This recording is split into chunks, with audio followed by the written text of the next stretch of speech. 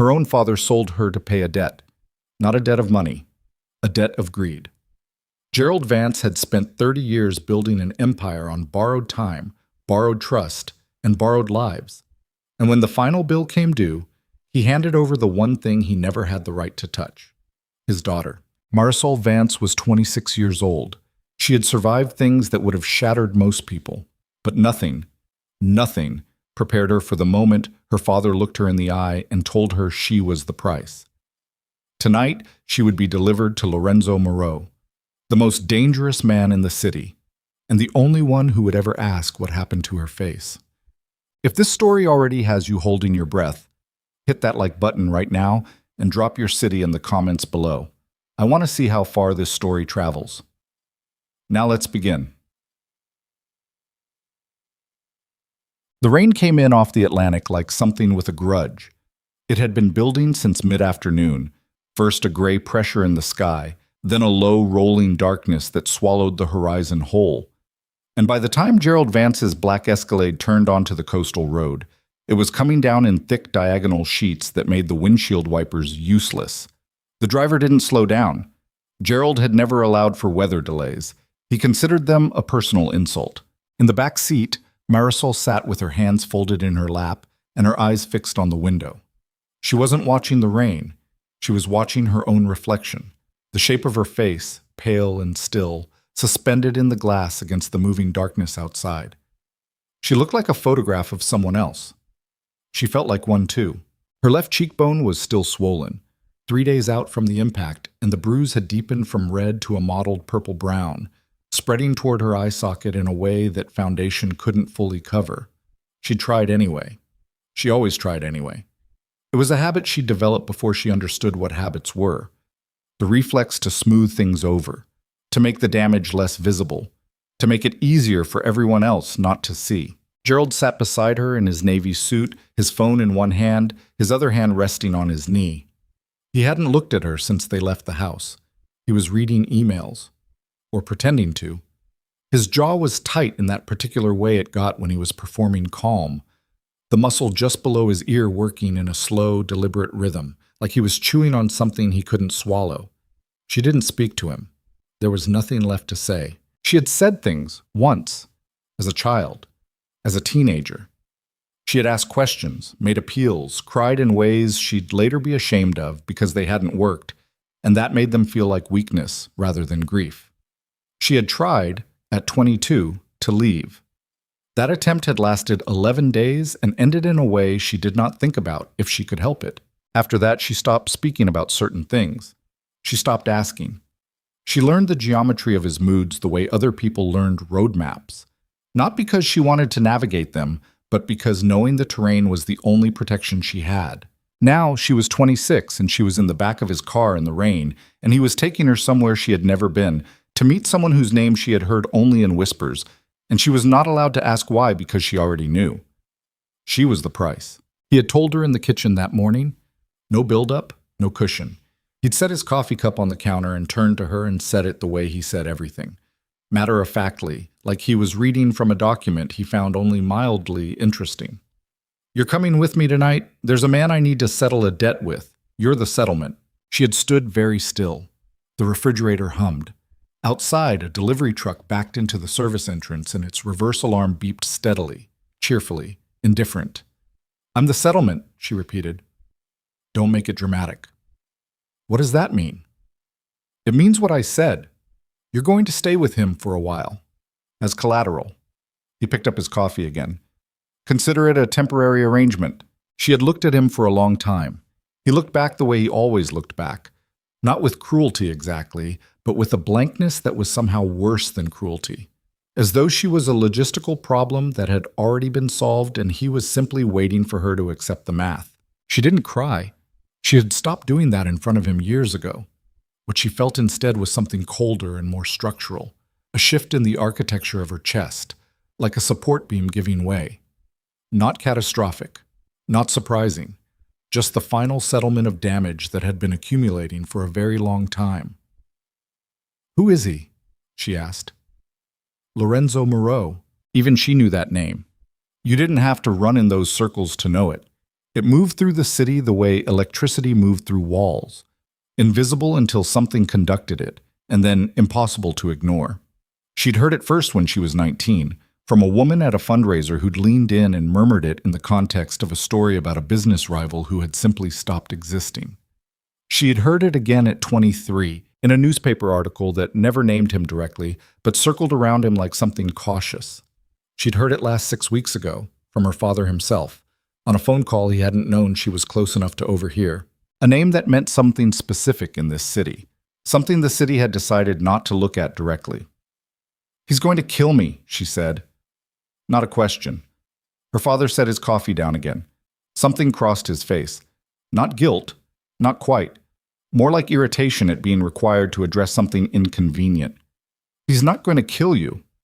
Then what is he going to do with me? That's between the two of you." He moved toward the hallway.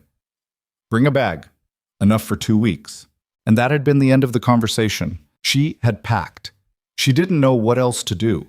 She packed the way someone packs when they don't know if they're coming back. Not practically, not with any real logic, just reaching for the things that felt most like herself. A photograph. A book she'd been carrying around unread for 4 years. 3 changes of clothes.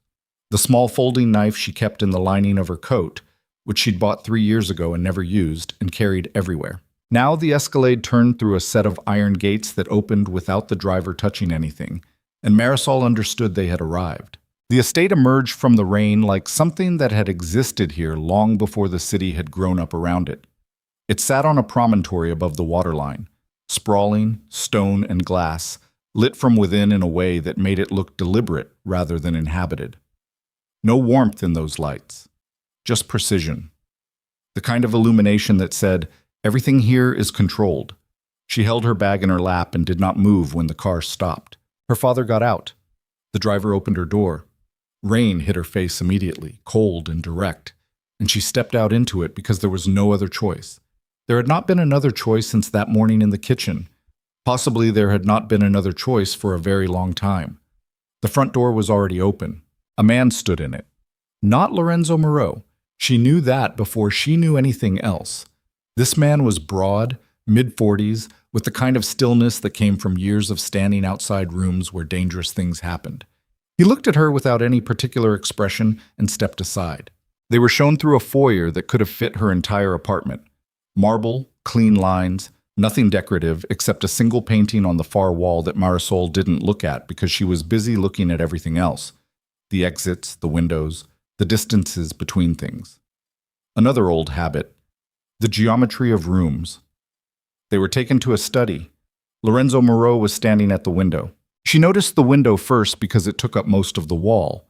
Floor to ceiling, facing the water, rain streaming down the glass in rivers. Then she noticed him. He was turned partially away from her, looking out at the Atlantic, one hand in his pocket and the other holding nothing.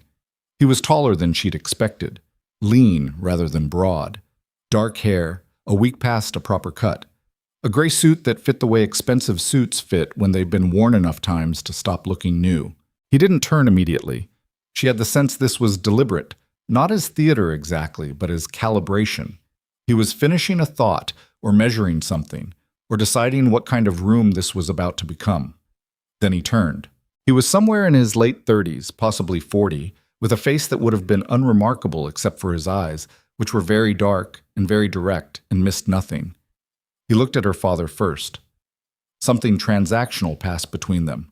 A brief acknowledgement of the shape of what was happening, the kind of communication that required no words because the terms had already been settled. Then he looked at Marisol. He looked at her the way people didn't look at her, not through her, not past her, not at the surface she'd learned to present.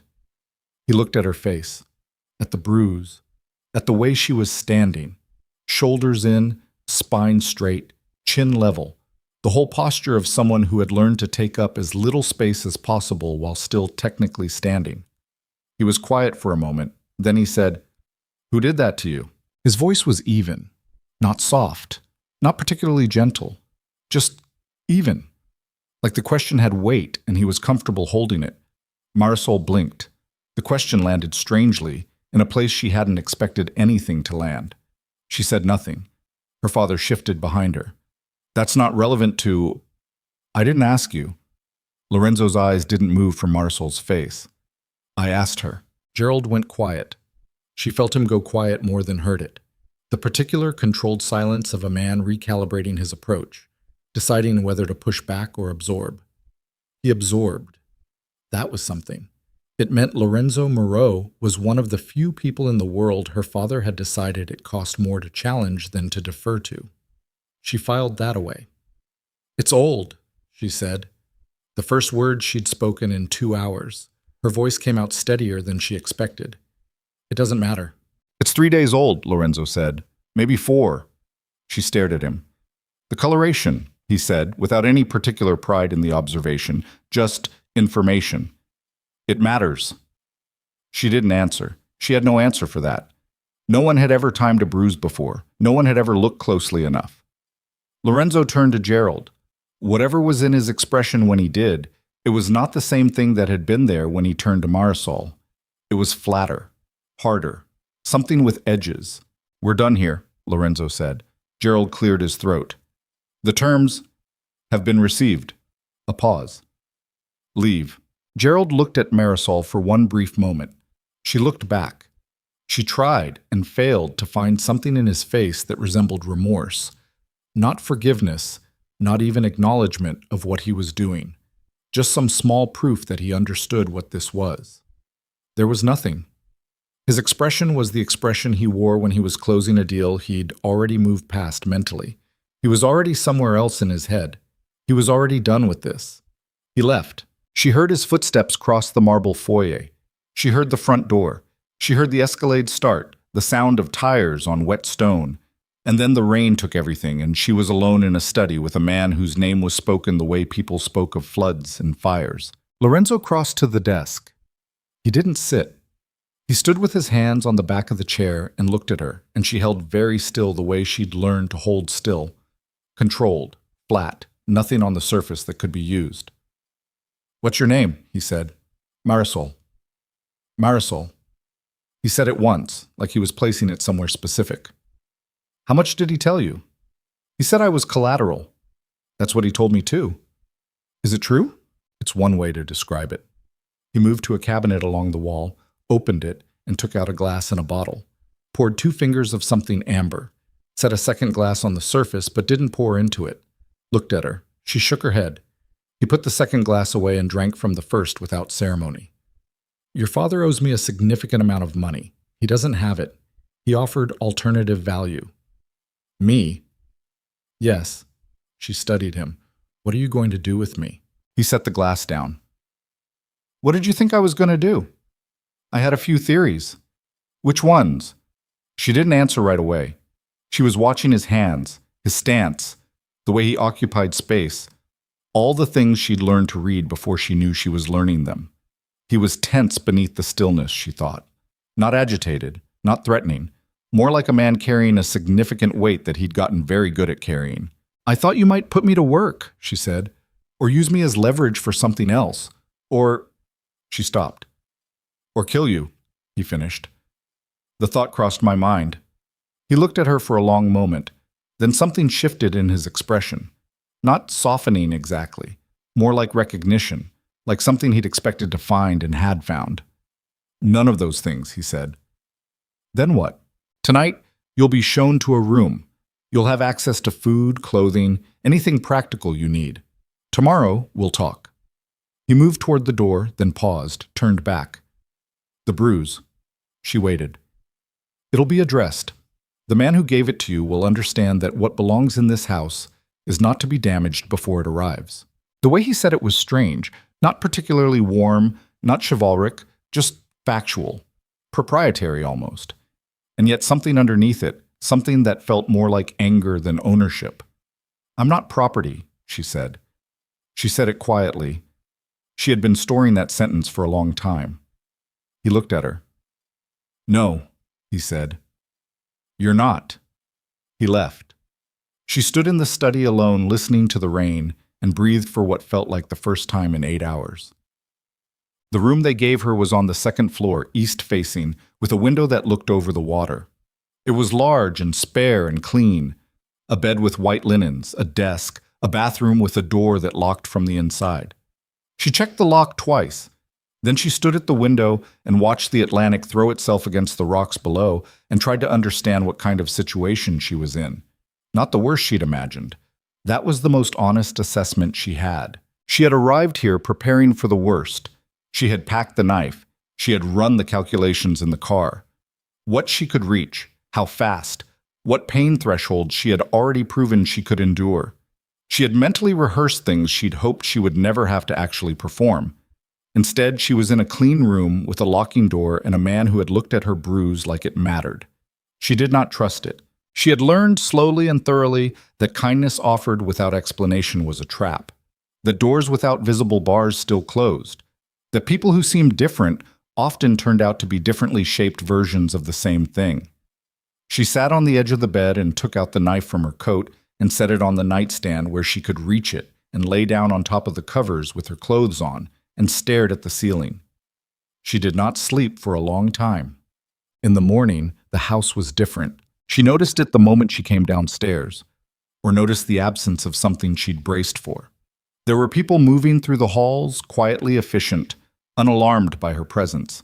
A woman about 60 with gray hair cropped close brought her coffee and toast without being asked, and then left without lingering. A man she didn't recognize passed through the kitchen without looking at her and then said, over his shoulder, that she could ask him if she needed anything, and disappeared. No one watched her the way she'd expected to be watched. Lorenzo was in the kitchen when she came in, standing at the counter reading something on a tablet, already dressed in a dark shirt with the sleeves pushed up. He looked up when she entered, and the look was direct and brief. "Sit down," he said. Not unkindly, not warmly, just direct. She sat. "You didn't sleep," he said. She looked at him. "How do you know that?" He glanced up. "You have the look." She didn't ask what look. She could imagine.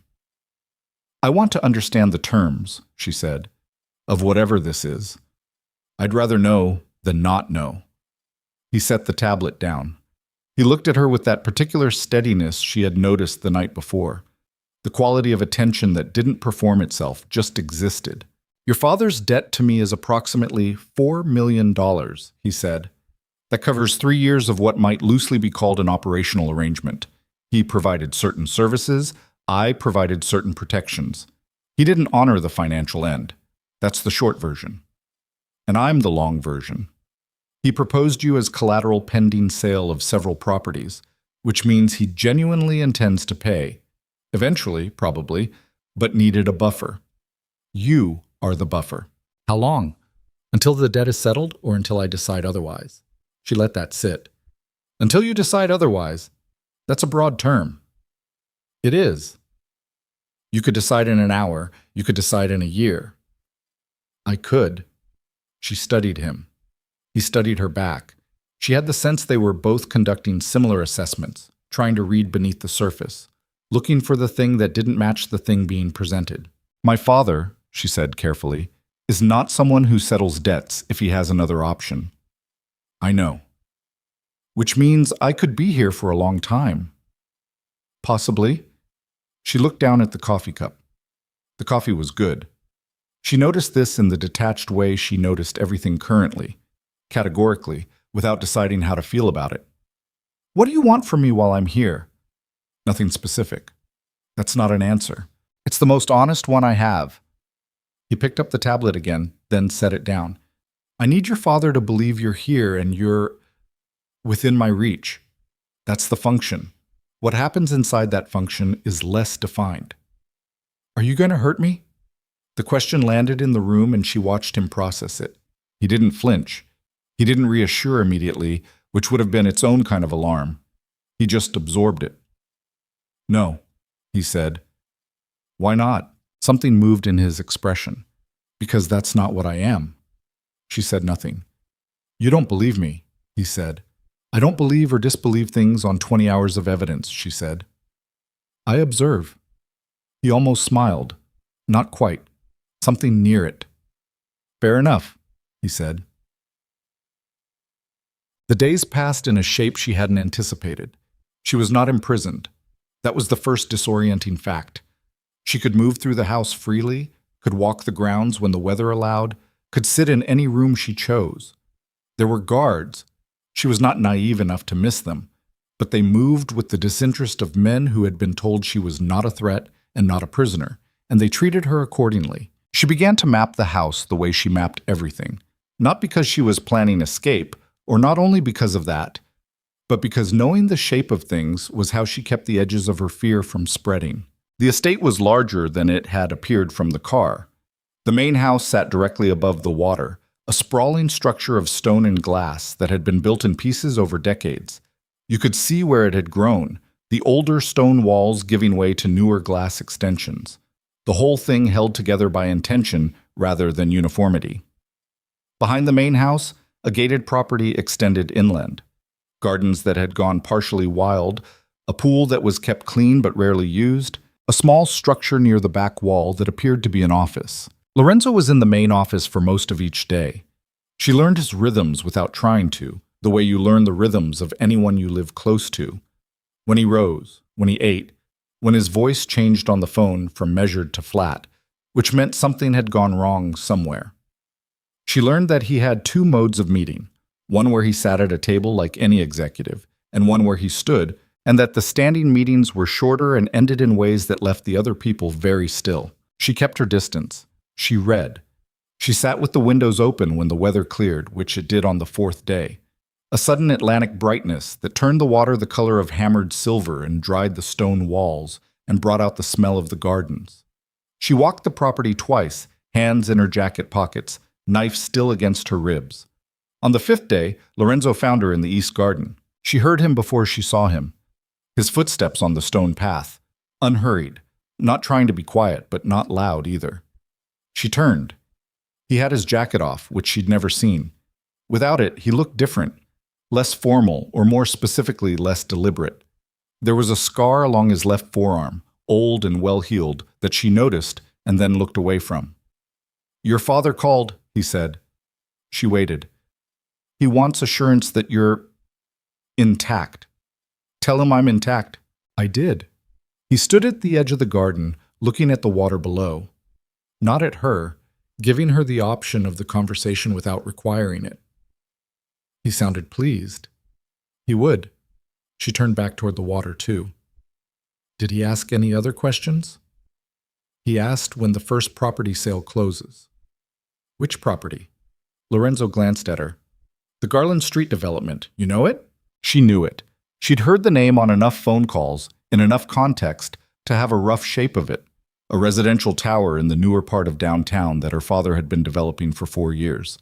She knew it ran significantly over budget. She knew there had been arguments with investors. "That one's been bleeding for 2 years," she said. He looked at her differently now. Not surprised exactly, more like adjusting. "He owes more than he told you, doesn't he?" she said. A pause. "What makes you say that?" "Because I've been listening to my father's business conversation since I was 9 years old, not on purpose, just proximity." She turned away from the water and looked at him directly. "He talks about his deals in a particular way when he's scared. He names the exit strategy first. He led with the property sale." Lorenzo was very still. "The property alone won't cover $4 million, she said. "Not in the current market. Not with the delays it's had. He knows that. He's buying time. With you. With me." She said it flatly. "He's been buying time with me my whole life. This is just a more literal version." He looked at her for a long moment. The light off the water was bright enough that she could see the precise quality of his attention. Not pity, she registered with something close to gratitude. Not the creeping, faintly disgusted pity that she'd seen in the faces of people who had glimpsed pieces of her history and not known what to do with them. Something else. Something more like gravity. "How much do you know about his finances?" he said. "More than he thinks." "Tell me." So she told him. She had never told anyone. She had stored the information the way she stored everything uncomfortable, below the surface, organized, accessible when needed, never examined for its own sake because examining it meant feeling it. But she had it. Years of overheard conversations, of documents left carelessly on the kitchen table, of charity reports that didn't quite add up if you understood the structures underneath them. She laid it out methodically, watching his face as she did. He listened without interrupting. When she finished, he was quiet for a moment. "You've never used any of this," he said. "Against him?" "No." "Why not?" She turned back to the water. "Because knowing something isn't the same as being able to do something with it. And every time I thought about doing something with it, I thought about what he would do when he found out. And that always ended the same way." She touched the edge of her jaw without thinking about it. A reflex. She stopped when she noticed herself doing it. Lorenzo was watching her hand. "The insurance policy," he said. She turned. "What about it?" Something in his voice had changed. She couldn't quite name how. Slower, maybe. More deliberate. "Your father took out a life insurance policy 12 days before you came here. I found out this morning." She stared at him. "A multi-million-dollar policy," he said. "He's listed as sole beneficiary." The garden was very quiet. Below them, the water worked at the rocks. She heard what he was saying. She let it move through her. The shape of it, the implication, the thing underneath the implication. She had told herself when she was loading clothes into a bag yesterday morning that she was prepared for the worst. She had believed it. She had processed her own situation with the cold practicality she'd developed over years of having to process difficult things alone. But this was different. This was not cruelty as a pattern, not neglect as a habit, not the casual grinding damage of a man who simply did not see her. This was intention. 12 days before. "He planned this," she said. Her voice was very level. She was working to keep it that way. "It appears so. He wasn't going to let me come back." "That's what the evidence suggests." She breathed. Slowly. The way she'd taught herself to breathe when something was happening that she couldn't react to in real time. In through the nose, out measured, keeping the center still while the rest of it caught up. "Then this isn't collateral," she said. "No. It was never collateral." "No." She turned to face him. Her hands were flat at her sides, and her face was still, and her heart was doing something so violent in her chest that she was surprised it wasn't audible. "He sent me here to die." Lorenzo held her gaze. "Yes." She nodded once, a small, final nod. The kind you made when something you half knew became something you fully knew. When the architecture of a thing you'd been half seeing in your peripheral vision finally resolved into a shape you couldn't unsee. She stood in the garden above the Atlantic and understood that her father had looked at her across a kitchen that morning and handed her a bag to pack, knowing he would collect a check on her death. The knife against her ribs suddenly felt very small. She breathed again. "Okay," she said. He waited. "What do we do about it?" she said. He studied her. Whatever he'd expected, collapse, maybe, or rage, or the kind of fracture that happened when a person heard something that reorganized everything. She had clearly not provided it. Or she had, and she'd done it so internally that nothing of it reached the surface. "We find out how much he knows," Lorenzo said, "and then we make sure he doesn't get what he's waiting for." "He knows more than you think," she said. "He always does." "So do I." She looked at him. This man whose name had once meant terror and abstraction, standing in a garden with his jacket over his arm and a look in his eyes that she could not yet name, making a promise in that flat, even voice. She was not foolish. She did not trust him. Not yet. Trust was something built on evidence, and she had 5 days of evidence, which was nothing. But she believed him, for reasons she couldn't fully articulate yet. In the uncertain, shaky way she believed most things, she believed him. It was the only thing she had right now. She turned back toward the house. "Then we'd better start," she said. She was almost to the door when his voice stopped her. "Marisol." She turned. He was still standing at the edge of the garden, the water behind him, the light behind that. His expression was difficult to read at this distance, but she thought she saw something in it that hadn't been there in the study 2 nights ago. Something that had arrived somewhere between her list of Gerald Vance's financial crimes and the moment she had not broken. "You're going to need to trust me," he said.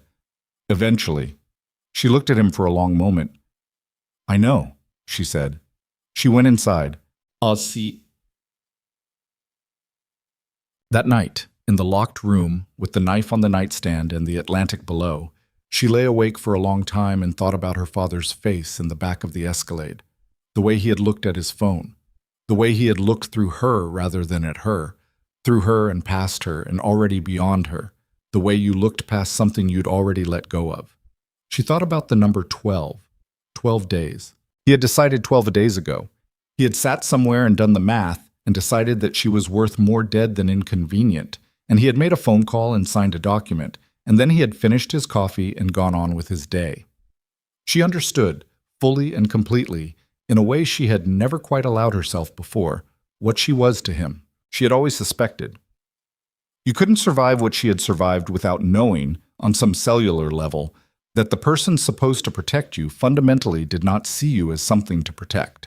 But knowledge in the abstract and knowledge in the specific were different animals.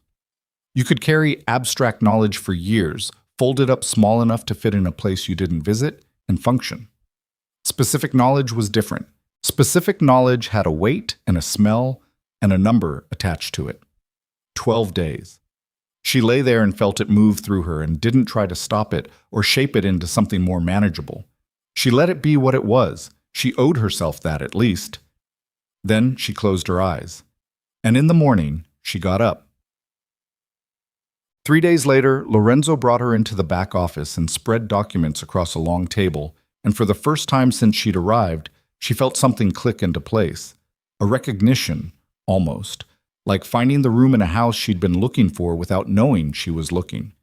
This she understood. The documents were financial. She understood financial documents. She'd had to survive. He walked her through what he'd gathered so far, the shape of Gerald Vance's business structures, the offshore accounts, the charitable foundations that were receiving donations and spending a fraction of them on actual charitable work. It was sophisticated. She had to give her father that. He had built something genuinely intricate. She followed it faster than Lorenzo expected her to. She could see it in the small shift of his attention, the slight recalibration, the additional specificity with which he began pointing things out once he understood she was tracking at the same pace. Here, she said, pointing to a column of figures. These transfers, they look like operating costs, but the destination accounts are wrong. See the routing? That goes offshore through a shell in the Caymans that he set up in 2019. I remember because he had a lawyer at the house for 3 days that October. He leaned over the table beside her and looked where she was pointing, close enough that she was aware of the warmth of his arm near hers and the smell of whatever he used. Something clean, understated. She moved a fraction and kept her eyes on the documents. "Why do you remember the lawyer?" he asked. "Because my father never let lawyers stay at the house. He met them elsewhere. Having one at the house meant he was doing something he couldn't be seen doing elsewhere." She traced a line across the page. He was paranoid about his own office being surveilled. He trusted the house because he controlled everything in it. A pause. Including the people in it. Lorenzo was quiet for a moment. "How long have you been this useful and this invisible?" he said. She looked up. He was watching her. There was something in the way he'd said it. Not quite a compliment, not quite a question, but something in between that sat oddly in the space between them. "My whole life," she said. He nodded once. He looked back at the documents. "Then your whole life just became an asset," he said. She turned back to the papers. Outside, the Atlantic moved against the rocks, steady and relentless, and Marisol Vance, who had been told she was a debt, who had been packaged and delivered, and who had signed nothing and agreed to nothing and simply survived, began slowly to understand that she might be something else entirely. She did not yet know what was coming. She did not know that in 11 days, a city's most celebrated man would stand on a stage and reach for an award while the floor dropped out from under him. She did not know that she would be standing in the room when it happened. She did not know that the man standing beside her now, tracing financial documents with one careful finger, had already begun to feel something shift in the architecture of his own chest, something he had no category for and would resist naming for weeks. What she knew was this: her father had decided she was worth more dead. He was about to find out what she was worth alive. She pressed her finger to the next column of numbers and kept reading. The documents were still spread across the table when Marisol woke at 5 the next morning, unable to sleep, and came back to them. She hadn't planned to. She'd gone to bed with the intention of actually sleeping. 3 hours, 4, something that would stop the particular grittiness behind her eyes that came from running on adrenaline past its useful point. But at some point in the dark, she'd become aware that her mind had kept working without her permission, turning columns of numbers over and examining them from angles she hadn't considered during the day. And eventually the pull of that became stronger than the pull of sleep. She came down barefoot in the oversized shirt and sweatpants she'd found in the room's dresser. Practical, anonymous clothing that hadn't been purchased with her specifically in mind, which was its own kind of information about how Lorenzo ran his household. She made coffee. She spread the documents back across the table and began again. She was 3 pages in when she found it. It was small. That was the thing about her father's method. The damage was always small and distributed, scattered across enough structures that you had to hold the whole thing in your head simultaneously to see the shape. But she could hold things in her head. She'd learned that young, back when holding things in her head was the only safe place for them. The Charitable Foundation. Harbor Light Charities, the name her father had given it.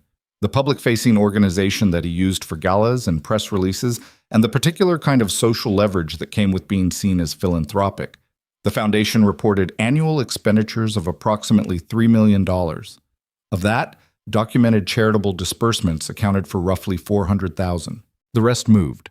It moved through vendor accounts and operational expense categories and consulting fees paid to entities that shared addresses with 3 of Gerald's private investment vehicles. She cross-referenced 2 of the vendor accounts against the offshore routing she'd identified the day before. The money didn't fund charities. The money funded Gerald. She sat back in the chair and looked at the ceiling. People had donated to Harbor Light Charities in good faith for 11 years. She had watched them do it, at galas, online, at the events her father held in the house, which she'd been required to attend and to smile at. She had watched him receive their checks and their gratitude and their admiration while she stood at the perimeter of the room and understood, without being able to prove it, that something underneath it was wrong. Here was the proof. She heard footsteps on the stairs, unhurried even. She didn't turn around. "You didn't sleep," Lorenzo said. "You keep saying that." "It keeps being true." She heard him cross to the coffee machine, the sound of a cup, the pour. Then his footsteps again, stopping somewhere behind her left shoulder, close enough that she could feel the faint displacement of air. "Look at the foundation accounts," she said. A pause. Then he came around the table and stood beside her, looking at what she was looking at. The silence that followed was the specific silence of someone reading carefully. 11 years, he said. At least. That's how far back these records go. How much total? I'd need a calculator and more time, but conservatively? She looked at the numbers. Somewhere between 18 and 25 million, redirected. She heard him breathe out through his nose, not a sigh, something with more compression to it. He's going to know we're looking, she said. As soon as any of this starts moving, subpoenas, investigators, anything formal, he's going to know. He has sources inside half the city's legal infrastructure. I've heard him talk about them. I know. Which means we have a window. Small one. How small? He moved to the other side of the table and stood with his hands flat on the surface, looking at the spread of papers. In the early light, gray pre-dawn Atlantic light, filtered through the glass wall. He looked tired in a way she hadn't seen before. Not the tired of one bad night. The deeper kind. The accumulated kind. There's an event, he said. 3 weeks out, City Philanthropy Gala. Your father is being given a humanitarian award. She looked at him. I know, he said. Humanitarian of the Year. The very same. She was quiet for a moment. That's the window. That's the window. She looked back at the documents, the foundation accounts, the routing numbers, the 11 years of redirected donor money building a life her father had lived in front of the entire city without anyone looking closely enough to see the machinery underneath. 3 weeks, she said. 3 weeks. She picked up her coffee. It had gone slightly cold while she was reading, but she drank it anyway, standing at the table in the gray morning light, and thought about the shape of what came next. Check. The conflict arrived not from outside, but from inside, which was how the worst conflicts usually arrived. It was day 9. Marisol had developed a working rhythm with Lorenzo's team, or begun to, cautiously. The way you began anything cautiously when you'd learned the hard way that proximity was not the same as safety. There was a man named Theo who handled most of the financial investigation work, A compact, precise man in his early 40s who wore the same expression whether he was reading tax filings or discussing things that required considerably more moral flexibility. There was a woman named Carmen who appeared to manage the operational side of the estate and everything adjacent to it with the calm efficiency of someone who had long ago decided that very little was worth agitation. They had accepted Marisol's presence without ceremony, not warmly, but without hostility, which she had learned to recognize as a form of respect in environments like this. It was Theo who found the second policy. He brought it to Lorenzo at 11 in the morning, a printed document, 2 pages, and he set it on the desk without preamble and stood back. Marisol was in the room. She had been in the room reviewing a separate set of bank records when Theo came in, and neither of them told her to leave, which she took as its own kind of statement about her current position. She watched Lorenzo read it. She watched his jaw set. "When was this filed?" he said. 8 days ago, Theo said. "Same provider as the first, larger benefit amount." Lorenzo looked up. "How much larger?" "First policy covered 2 million. This one covers 5. The room was quiet. "He added a second policy," Marisol said. She heard her own voice come out flat. "After she arrived. While she's been here, he took out a second policy." "Yes," Theo said. He did not look at her when he said it. "That's not a man waiting for a property to close," she said. "No," Lorenzo said. "That's a man with a timeline." Lorenzo set the document down. He was very still in the way he got very still when something was occurring internally that he had no intention of allowing externally. She had come to recognize this stillness as the most dangerous version of him, not the direct, operational calm of a man handling logistics, but the compressed, load-bearing stillness of a man deciding something. "He's going to move before the gala," she said. "Possibly. Not possibly. He took out a second policy 8 days into her being here. He's not patient, he's escalating. That means he's either afraid of losing control of the situation, or he has someone inside the estate telling him it's more complicated than he expected." Lorenzo looked at her. "Or both," she said. Theo shifted slightly. It was a small shift. She noticed it the way she noticed everything. Peripherally, catalogued, filed. She looked at Theo. He met her gaze without flinching, which told her nothing useful in either direction. "I need to speak with Lorenzo," she said. "Alone." Theo looked at Lorenzo. Lorenzo said, "Give us a minute." Theo left. Marisol waited until she heard his footsteps reach the far end of the hallway. Then she looked at Lorenzo. "Is it him?" she said. Lorenzo was quiet. "I'm not accusing," she said. "I'm asking. Because if there's someone in this house with access to operational details who is in contact with my father, then everything we've built in the last 9 days is compromised, and we cannot move forward without knowing that." "I know that." "Then answer the question." "I don't know," he said, and the specific quality of it, not evasive, not dismissive, but genuinely, carefully uncertain, was worse somehow than a flat denial would have been. She breathed. "Okay. I have suspicions. They're not confirmed." "How long have you had them?" A pause that lasted slightly too long. "A few days." She looked at him. The look held for a long moment, and she felt the temperature of it. The particular friction that happened when two people who had been building something discovered simultaneously that the foundation might be compromised. "You should have told me," she said. "Yes.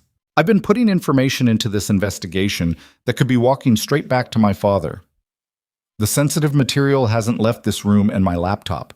Theo has had access to the secondary records only. That's not—" She stopped, pressed the back of her hand briefly to her mouth, breathed. "That's not the point. The point is I needed to know. I have been—" Another stop. She was aware of her voice beginning to develop an edge she hadn't intended, and she pulled back from it by force. "I have been making calculations about what to share and when, and those calculations required me to know who was in the room. You took that out of my hands. I was trying to contain the variable before alarming you. Don't do that. Don't manage me." The words came out with more heat than she'd intended. She felt it land in the room. "I've been managed my whole life. That's what my father does. He decides what I need to know based on what's convenient for his plan. I don't care if your intentions are different. The mechanism is the same." The room was very quiet. Lorenzo held her gaze.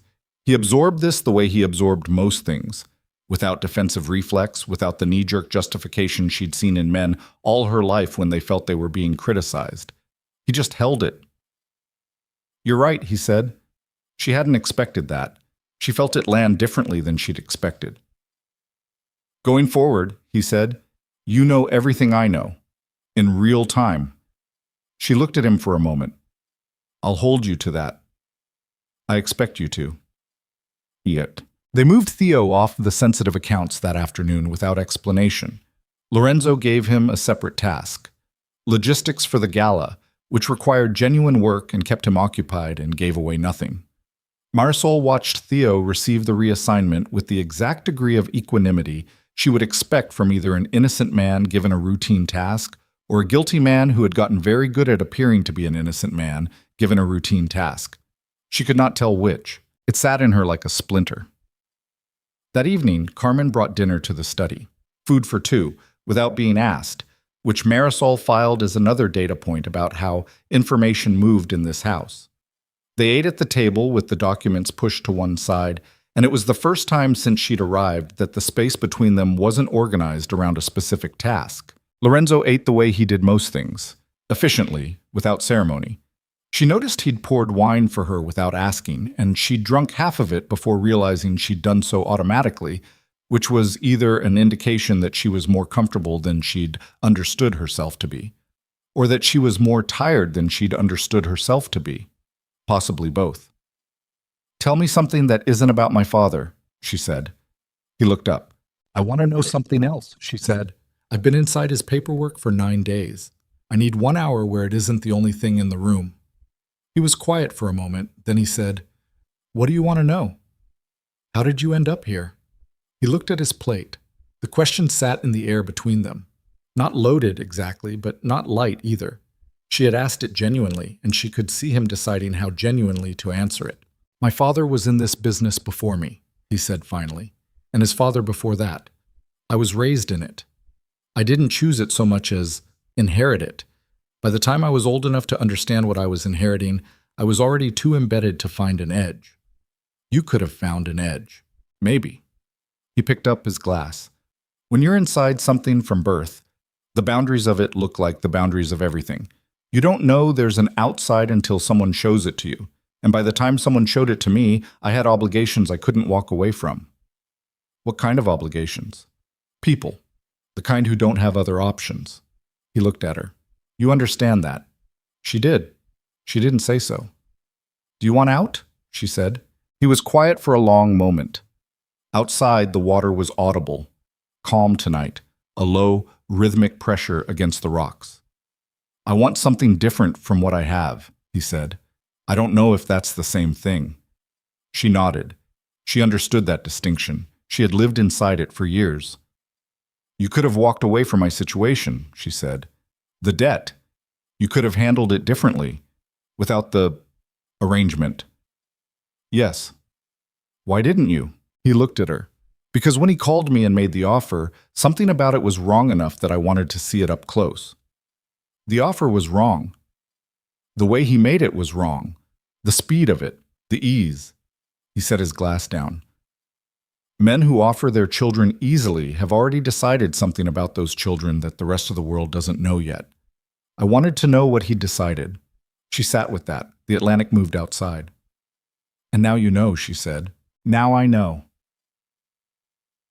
On the 12th day, Lorenzo's contact inside the city's financial crimes unit, a man Marisol was never introduced to by name, sent confirmation that Gerald Vance had in the past 72 hours made 3 calls to a number registered to a private security contractor, with a history that the contact described, with careful understatement, as aggressive.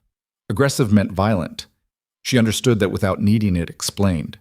Her father had hired someone. She found out standing in the kitchen at 7 in the morning when Lorenzo came in and told her directly, and without cushioning, as he had said he would, and she stood with her coffee in both hands and felt the information arrange itself in her chest like ice water finding level. "He's not waiting for the gala," she said. "No. He's going to move before then. We don't know his timeline. We know he's impatient. We know he has someone here or had someone here. We know he's taken out $7 million in policy coverage. She set the coffee down because her hands had developed a faint tremor she didn't want visible. He's moving. We have people. I know you have people. That's not what I'm saying. She looked at him. I'm saying we need to change the plan. We can't wait for the gala. 3 weeks is too long. He'll move inside of 10 days. Lorenzo was quiet. She could see him working through it, not dismissing her, not reassuring her, actually working through the logic of it. If we move before the gala, we lose the public stage, he said. The gala was the mechanism. 500 people, press, everything in one room at one moment. I know. We change the mechanism. We change what's possible. I know that too. She picked her coffee back up. Her hands were steady again. But none of it matters if he gets to me first. Lorenzo looked at her for a long moment. Something shifted in his expression. She had been cataloging his expressions for 12 days now, involuntarily, with the same compulsive precision she applied to everything, and this one was new. She did not have a category for it. It was not the operational gravity of a man calculating risk. It was something more specific than that, something more directed, something that had her face as its object rather than a problem as its object. She felt it in a place she hadn't expected to feel anything. She looked away first. We have 2 days to redesign the approach, she said. Or we hold the original plan and you guarantee me, I can't guarantee. Then we redesign. She turned back to him. I've been useful to you. I've given you more material on my father's financial operations than you had before I walked in here. I'm asking for something in return. Name it. Keep me alive long enough to stand in that room. She held his gaze. I want to be there when it happens. I want him to see me. The kitchen was very quiet. Lorenzo looked at her with that new, uncategorized expression for a long moment. Then he said, Okay. I'll keep you alive. Don't say it like a favor, she said. Say it like a plan. He almost smiled. Again, almost. We redesign, he said. Today. Carmen, Theo? No, just you and me. Not Theo? Not Theo. The word landed between them, and they both heard what it meant. She picked up her coffee and walked to the window and looked at the water and felt the shape of the next 10 days settle around her like something cold and necessary. She had come here as a debt. She was becoming something else, in this house, in this man's orbit, in the slow and dangerous process of being seen by someone who looked without flinching. She did not examine what that something else was. Not yet. There was no time. And somewhere across the city, in an apartment she had grown up in, and a body she had known her whole life, her father was making phone calls about the price of her. Her father was making phone calls about the price of her death. And she was standing at a window watching the Atlantic and trying to feel the edges of how afraid she actually was. The honest answer was more than she was showing, less than she'd expected. She had spent 12 years calibrating her fear responses to be invisible. First because showing fear around Gerald had always made things worse, and later because it had become simply the way she operated. Absorb, process, contain. She was containing now. But the container had a weight to it she hadn't felt before. $7 million. A security contractor with a history described as aggressive. Her father's voice, probably, measured and unhurried, discussing timelines and delivery the way he discussed any other logistical matter. She pressed her fingers against the cold glass and breathed. She had 2 days before she and Lorenzo needed a new plan. She had maybe 10 before Gerald moved on whatever plan he already had. The math was simple. It was the execution that would require everything she had. The redesign took 14 hours. They worked through it at the long table in the study, just the two of them. The documents from the investigation pushed to one end and a fresh set of materials taking shape at the other. Lorenzo had sources she didn't ask him to name. He made calls in the hallway while she worked, his voice dropping to that operational flatness she'd learned to associate with conversations that required precision over warmth. What emerged over those 14 hours was a version of the original plan compressed and resequenced. The gala was still the stage. They agreed on that. The public nature of it was load-bearing. Gerald's destruction needed witnesses, not just investigators, not just documents. 500 people watching in real time. What changed was the preparation. They needed the material ready before the gala, not assembled during it. Everything documented, verified, organized into a sequence that could be delivered in the time it took a man to walk to a podium and reach for an award. They also needed insurance, not the financial kind. "Carmen," Lorenzo said at the 9-hour mark, setting down his pen and looking at the ceiling. "She has a contact at the Tribune, investigative desk. You want to brief a journalist. I want someone outside these walls to have the package, as a failsafe. If something happens before the gala, if Gerald moves early and the estate becomes compromised, the material still reaches the public." Marisol looked at him. "You're planning for the possibility that he gets to us." "I'm planning for all possibilities." She looked back at the documents. "Brief the journalist, but not the full package yet. Give them enough to be interested, not enough to move independently. Keep them on a leash." "Keep them on a leash," she agreed. He nodded. He made a note. At the 14-hour mark, they had something. Not elegant, too many moving parts, too many dependencies, but structurally sound. She had gone over it 4 times in her head and found no single point of failure that would collapse the whole thing. What she hadn't told him was the part she was keeping. There was a piece of the financial documentation that she had been sitting on for 3 days. A set of transfers, smaller than the others, moving through a domestic account she'd almost passed over because it looked like ordinary operating overhead at first glance. It was only when she cross-referenced it against a secondary set of records that the destination clarified. The money was going to a law firm, not just any law firm, a firm specializing in family law, specifically in the legal mechanisms by which incapacitated or deceased individuals' estates were administered. Gerald had retained an attorney who handled estates before she was delivered to this house, before the first insurance policy.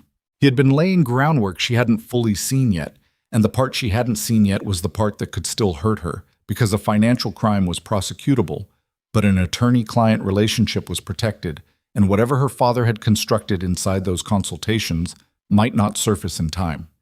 She hadn't told Lorenzo because she wasn't sure what it meant yet. She was going to figure it out herself first. That was, as it turned out, a mistake. The breach happened on day 14. She woke at 3 in the morning to the sound of something that wasn't the house settling. She lay still in the dark with her hand already around the knife before her eyes were fully open. Muscle memory, no decision involved, and listened. Footsteps. In the hallway. Not the weight pattern of the security staff, whose rotation she'd memorized. Not Lorenzo, whose gait she would have recognized by now. Someone lighter and more deliberate, moving with the careful quiet of someone who had practiced it. She was off the bed and against the wall beside the door before the footsteps reached her. They stopped outside. A pause that lasted 3 full seconds, then moved past, down the hall, toward the study. She stood in the dark and made a decision in approximately 4 seconds that she knew was probably reckless, and that she made anyway because the study was where the documents were, and the documents were everything. She went after them. The hallway was dark, except for the emergency lighting along the baseboards, amber-colored, low. She moved close to the wall in her socks, the knife in her right hand, open. The study door was ahead, slightly open, a thin line of flashlight beam crossing the floor inside. She stopped at the doorframe. Theo was at the table. He had the documents spread in front of him, a small flashlight held in his teeth, and he was photographing them with a phone. Methodically, page by page. He had already gotten through most of the foundation material. She stood in the doorframe and watched him photograph the last page in that stack and moved to the next. She should have gone for Lorenzo. She knew that. She knew it in the same way she knew most things that she was choosing not to do. Clearly, cleanly, with full awareness that she was choosing against it. She stepped into the room. He heard her before she spoke. His head came up, the flashlight beam swinging, and for a half-second she saw his face in the reflected light. The expression on it, not guilt exactly, but the specific compression of a man whose contingency plan had just accelerated by necessity. "Put the phone down," she said. "Marisol." "Put the phone down, Theo." He didn't put the phone down. He stood up straight instead, and the way he straightened told her something she'd already half known. He wasn't afraid of her. He'd assessed her as a variable and found her manageable. She moved into the room until there was nothing between them but the table. "How long?" she said. He looked at her. "How long have you been reporting to him?" "This isn't personal." "How long?" Since before you arrived. He said it without particular inflection. Matter of fact, the tone of someone who had decided that honesty was now the most efficient option. Gerald approached me 8 months ago. When Lorenzo's operation started intersecting with his interests in a way that made him nervous, he wanted a position inside. You sold out Lorenzo's entire operation. I've been careful about what I passed. You photographed his foundation documents, everything we've built for the last 2 weeks. He already knew the broad strokes. He's known since day 3 that you were cooperating, that you were sharing what you knew.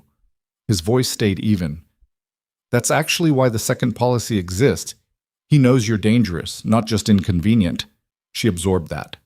The second policy. $5 million. Because she had made herself dangerous. Because she had sat in this room and opened her mouth. Where's the first set of photographs, she said.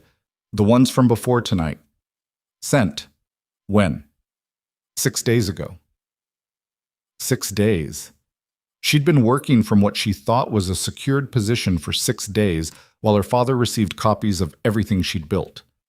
6 days of work that Gerald Vance had been sitting with in his apartment across the city, studying, planning around. She felt something cold move through her chest. He knows about the journalist, she said. Theo said nothing, which was its own answer. He knows about the gala plan. Still nothing. She put both hands flat on the table and leaned forward and said, very quietly, "Did you tell him when the gala package would be delivered to the Tribune contact?" Theo's jaw shifted. He has people at the Tribune. The room tilted slightly. If the package reaches the Tribune before the gala, she said, his people intercept it. They suppress it, yes. And the gala plan falls apart. The gala plan was always compromised. Gerald's known about it for 6 days. He's not going to stand on a stage and accept an award when he knows what's coming. Theo shifted his weight slightly, the way someone shifted weight when they were reassessing the geometry of the room. He's going to cancel, withdraw from the award, take himself off the public stage before you can use it. She stood up straight. She felt the full weight of it now, not the cold, structural weight of a logistical problem, but something more total. They had built 2 weeks of work, sacrificed information she could not unshare, exposed every piece of strategy they had. And Gerald had been sitting on the other end of it like a man reading an opponent's cards face up. The gala was gone. The journalist was compromised. The element of surprise, the one thing that made their plan viable, had been Theo's to sell for 8 months. "Where is he?" she said. "Right now, tonight." "I don't know his exact—" "Where is he?" "He has a property on the North Shore. He's been staying there since he made the arrangements for you to come here." She nodded once. Then she looked at the phone in his hand. "Give me the phone," she said. He looked at her. He calculated something. She watched him calculate it, and she held very still and made sure her face gave him nothing to work with. He moved. Not toward her, sideways toward the door, which was the logical choice because it put space between them and gave him an exit. She moved before he completed the decision because she'd seen it coming in the fraction of compression before the action, and she got between him and the door and he stopped because the knife was visible now. They stood 3 feet apart. "I'm not going to hurt you," she said, "but I'm going to need that phone and I'm going to need you to not leave this room until Lorenzo gets here. Those are the 2 things." He looked at the knife, then at her face. He was reading her, the way she'd been reading everyone for 2 weeks. Looking for the thing beneath the surface, the real measure of intention. She let him look. She had nothing to hide right now. What he saw was what was there, a woman who had been delivered to this house as a commodity and had remade herself into something her father had correctly identified as dangerous, standing in a dark room at 3 a.m. with 11 years of her father's crimes in one hand and a 4-inch blade in the other. Theo gave her the phone. Lorenzo came in 2 minutes after she called his name from the hallway. He took the room in, Theo against the far wall, Marisol at the table, the documents, the phone, with the rapid, complete attention of a man who processed scenes quickly and without the luxury of visible reaction. He looked at Theo. Theo said nothing. Lorenzo said, "How much?" "Everything," Marisol said. 6 days ago he sent the first batch. Tonight the rest. Lorenzo's jaw did this thing, the slow, deliberate compression. She watched it and did not look away. Then he looked at her. She said, "The gala is gone. He knows. He'll cancel the appearance before we can use it. His people at the Tribune will intercept the package. The journalist contact is burned." She set the phone on the table. "We have nothing." The words sat in the room. Lorenzo looked at Theo for a long moment. "Get him out of my sight," he said to someone who had appeared in the doorway behind him. A security man, one of the two on overnight rotation. "Lock him somewhere comfortable." Theo was removed. Lorenzo and Marisol were alone in the study with the documents and the flashlight and the smell of cold coffee. He moved to the table. He stood across from her and looked at the scattered papers, and she watched him absorb the full architecture of what had just happened. She said, "I held something back." He looked up. "I found something 3 days ago. Transfers to a law firm, estate law. He retained an attorney before he arranged any of this, before the policies, before you. He was building a legal framework for administering my estate." She met his eyes. "I didn't tell you because I wasn't sure what it meant and I wanted to work it out first." He was very still. "I made a unilateral call on something I told you I wouldn't make unilateral calls on," she said. "I'm telling you now." He held her gaze. She could not fully read what was in it. Not anger, not quite. Something more complicated, something that had her own earlier words inside it, about being managed, about mechanisms. "The attorney," he said. "Name." "Hargrove and Blass, Midtown." He turned and moved to the window, stood with his back to her, hands at his sides. Outside the Atlantic was black and lightless, pre-dawn, the water invisible, except where it caught the distant pier lights and broke them into fragments. "He doesn't need the gala to go as planned," Lorenzo said.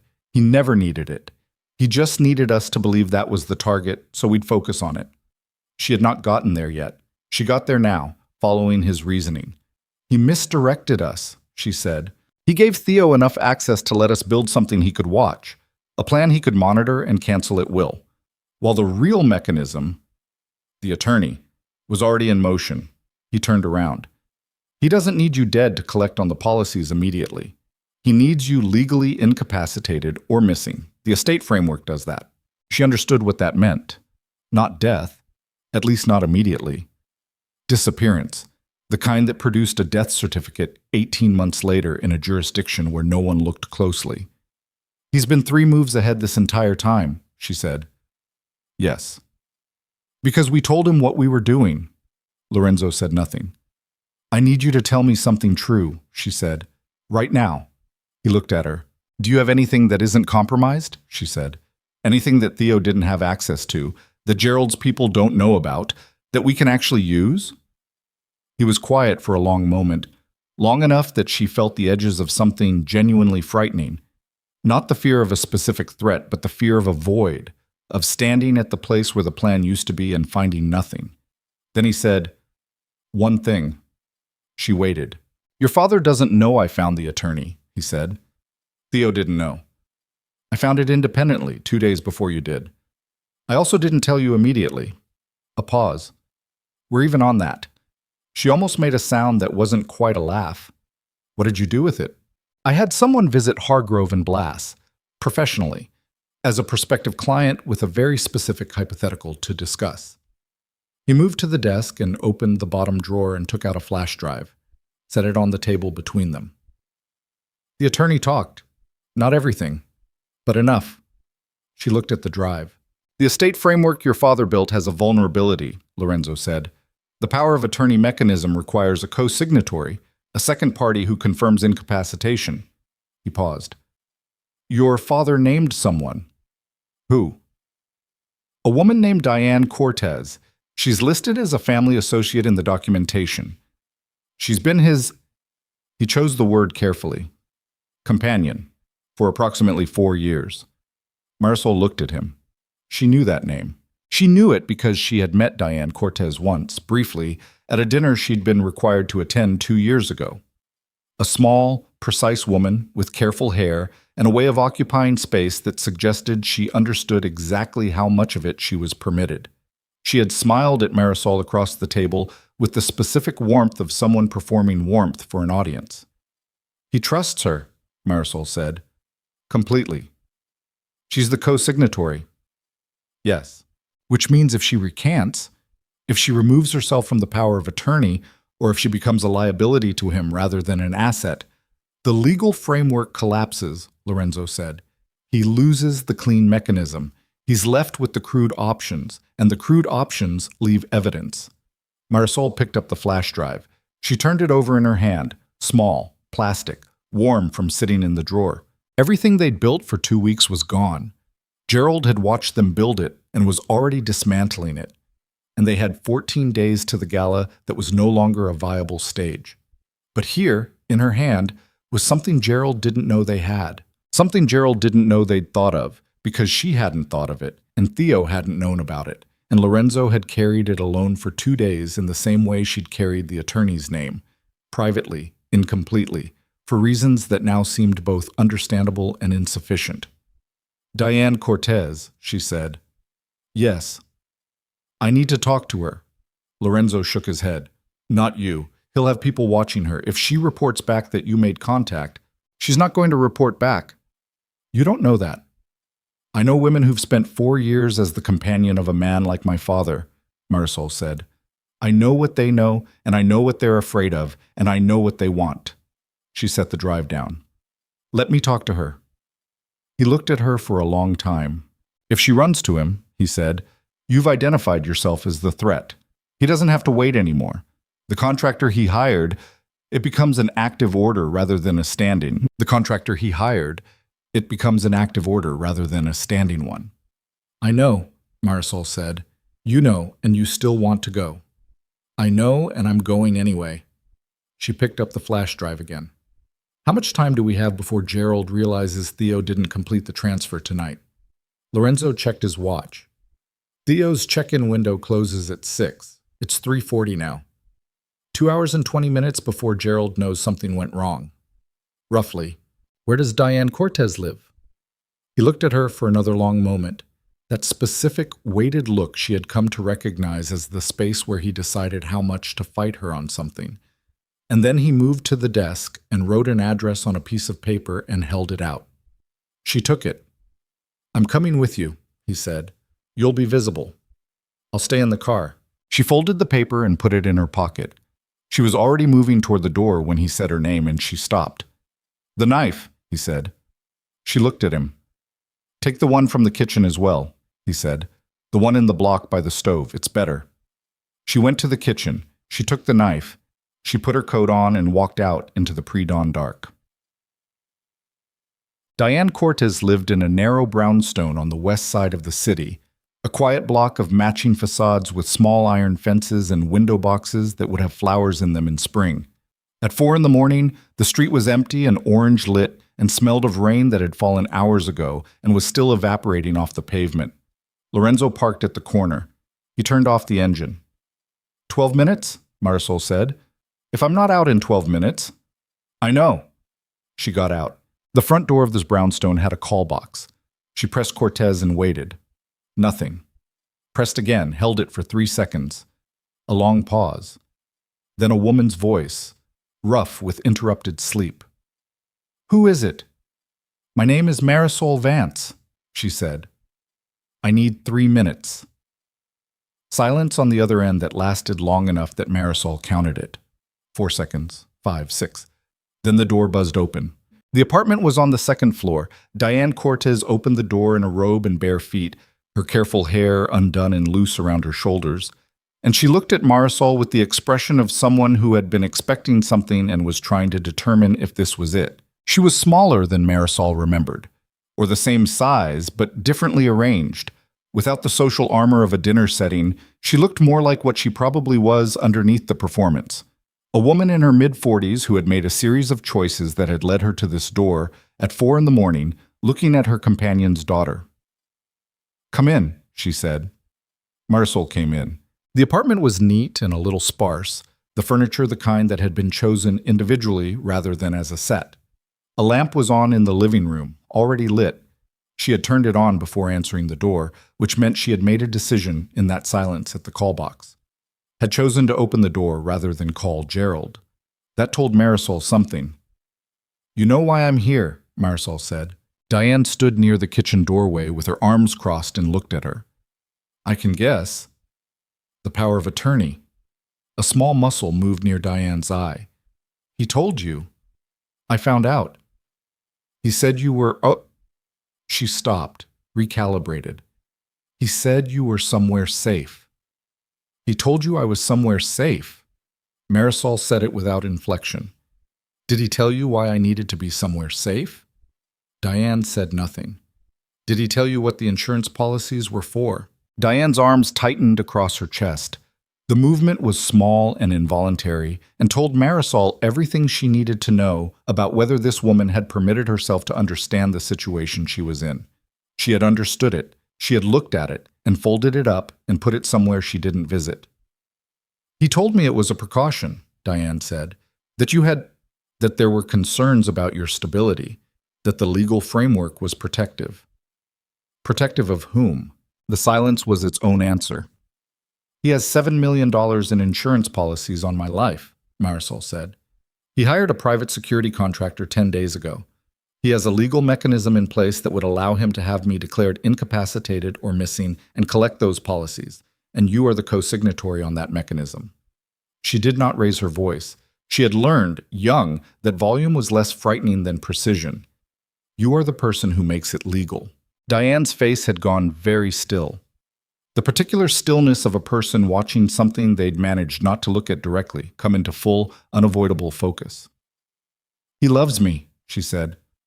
The words came out automatically, reflexively, the way certain phrases came out of people when the alternative to saying them was too large to stand next to. Marisol looked at her. He does, Diane said, less certainly. I'm not here to argue about what he feels, Marisol said. I'm here to tell you what he does. Those are different things. You already know the difference. She watched the woman's face. How many times have you made a call for him that you asked yourself about afterward? A call that required you not to look too closely at what the call was for? Diane looked away toward the window. What? The co-signatory, Marisol said. He needed someone he trusted completely. Someone who would sign what he needed, signed without requiring an explanation that would hold up. He chose you for that. Not because he loves you, because he trusts that you love him enough not to ask. She paused. That's not love. That's a tool. The word hit differently than she'd intended it to, or exactly as she'd intended it to. She watched Diane absorb it, the small recoil, the jaw setting, the specific expression of a person recognizing a shape they'd been refusing to name. What do you want from me? Diane said. Her voice had changed, not broken, harder, actually. The voice of a woman stopping a performance she was tired of. Remove yourself from the power of attorney. Today. Before his attorney's office opens. I need documentation that you've withdrawn consent. And then what? He's going to find out in a matter of hours that his operation inside Lorenzo Moreau's house failed. When that happens, his timeline accelerates. He'll try to move through whatever mechanisms he still has available. She stepped forward. If you are not one of those mechanisms, he cannot come after you for using one he doesn't have. Diane stared at her. You're telling me to protect myself. I'm telling you that you are currently standing inside a structure that is going to collapse, Marisol said. And you have a narrow window to step outside of it before it does. The apartment was very quiet. Outside a car passed, its headlights sweeping briefly across the ceiling. Diane looked at her for a long time. Then she said, What do I sign? Dubbed. They were back in this car at 4:27. Marisol had a photographed copy of Diane's withdrawal letter on Lorenzo's phone, signed and dated, with Diane's attorney's emergency contact number written at the bottom. Diane had called the attorney herself at 4 in the morning and left a voicemail that she composed without prompting. Clear, specific, legally sufficient. Lorenzo pulled away from the curb without speaking. She sat with her hands in her lap and watched the city move past the window and felt the specific exhaustion of having done something correctly under pressure. Not relief exactly. More like the quiet after a controlled explosion. The structure still standing, the damage contained. She'll hold? Lorenzo said. Yes. How do you know? Because she was already tired of looking away, Marisol said. I just gave her permission to stop. He nodded. They drove in silence for a moment. Then his phone rang. He looked at the screen. Something in the way he looked at it, The fractional tension, the very slight delay before he answered, told her it wasn't a call he expected at 4:30 in the morning. He answered. Put it on speaker. The voice on the other end was Carmen's, flat, controlled, the voice of someone delivering information under conditions that required no visible emotion. We have a breach, she said. Not Theo. External. 2 men came over the east wall 14 minutes ago. Security intercepted one. The other reached the house. Marisol felt everything in her body tighten simultaneously. The cold, full-body contraction of adrenaline arriving without warning. Marisol is with me, Lorenzo said. A very brief pause. Good. Status. The one we have isn't talking. The one inside, bum. We have a location. 2nd floor, east corridor. A pause. Her room. Her room. The knife that was still on the nightstand. The room she'd been sleeping in for 14 days, that someone had now mapped well enough to go directly to in the dark. He moved tonight, she said. She wasn't speaking to either of them, just saying it out loud to confirm its shape. He knew Theo's check-in window. He moved before it closed, while he still thought the element of surprise was his. Lorenzo was already accelerating. Carmen, he said, lock down the document room. Physical lock, not electronic. Don't move anything. Done. We're 12 minutes out. He ended the call. Marisol sat in the passenger seat and felt the city blur past and made herself breathe in a measured way. In through the nose, out slow, because the alternative was to let the adrenaline make the decisions, and she could not afford that. He knows I wasn't in the room, she said. Yes. When his man reports back that I wasn't there, Gerald will know you're mobile, that you weren't where you were supposed to be. Lorenzo's hands were tight on the wheel, not panicked, controlled, but tight, which tells him the Diane situation may be compromised. How fast can he move on the attorney? If he calls her before the voicemail reaches her attorney in the morning, he can pressure her to walk it back. Possibly. How long until morning? Lorenzo looked at the dashboard. 4 hours. 4 hours. Diane Cortez in her neat apartment with her phone on the nightstand, and 4 years of invested belief in a man who had used her as a notary on his daughter's death warrant. 4 hours during which Gerald Vance, who had been 3 moves ahead this entire time, would be receiving information about a failed breach and an empty room, and drawing conclusions at the speed of a man who had been planning this for months. He's going to call her, Marisol said. Probably. Can you reach Diane before he does? I can try. He handed her his phone without taking his eyes off the road. Her number's in the last call list. She found it, called. It rang 4 times and went to voicemail. She left a message, 8 seconds, specific, calm. Call us back before you answer any other call tonight. It matters. Do not pick up a number you don't recognize. She ended the call. Lorenzo turned onto the coastal road and the estate emerged from the dark ahead, lit up now with the kind of activation she hadn't seen before. Lights in every window, 3 vehicles parked at angles in the drive that suggested speed rather than order. She felt the car stop. She was out before the engine finished cutting off. The man they'd captured was in the utility room off the kitchen, zip-tied to a chair, and he was not what she'd expected. Mid-30s, compact, the kind of physical condition that came from professional maintenance rather than vanity.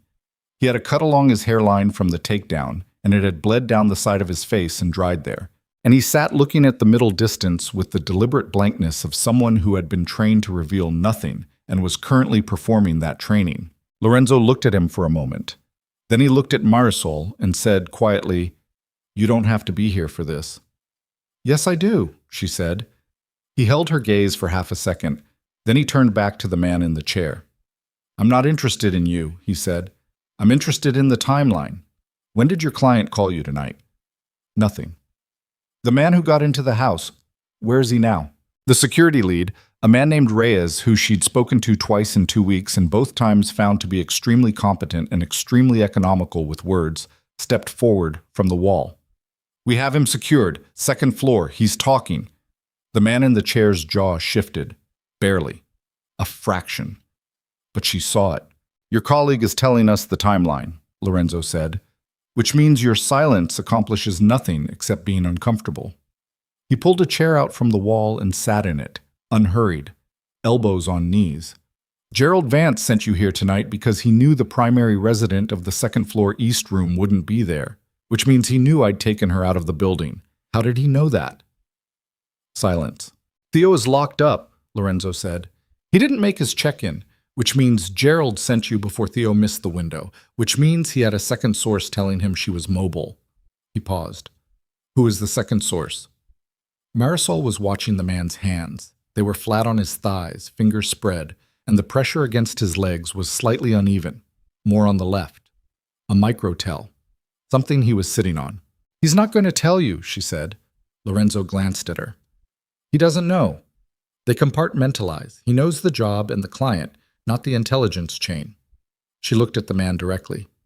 You were hired to do a specific thing. You were given a location and a timing window. That's all you had. The man's eyes moved to her. The blankness fractured by approximately 3%, just enough to confirm. Which means there's a second source in this building, she said. Not Theo, someone else. The room was quiet. Reyes shifted against the wall.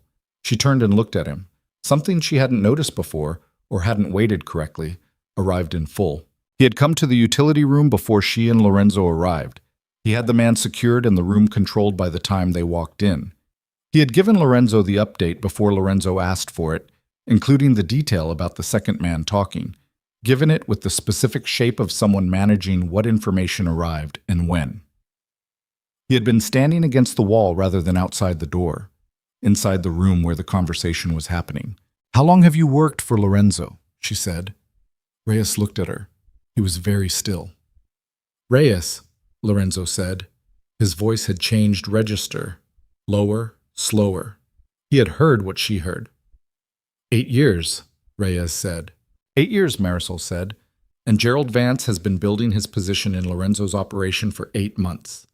He looked for the longest tenured person with physical access, not financial access.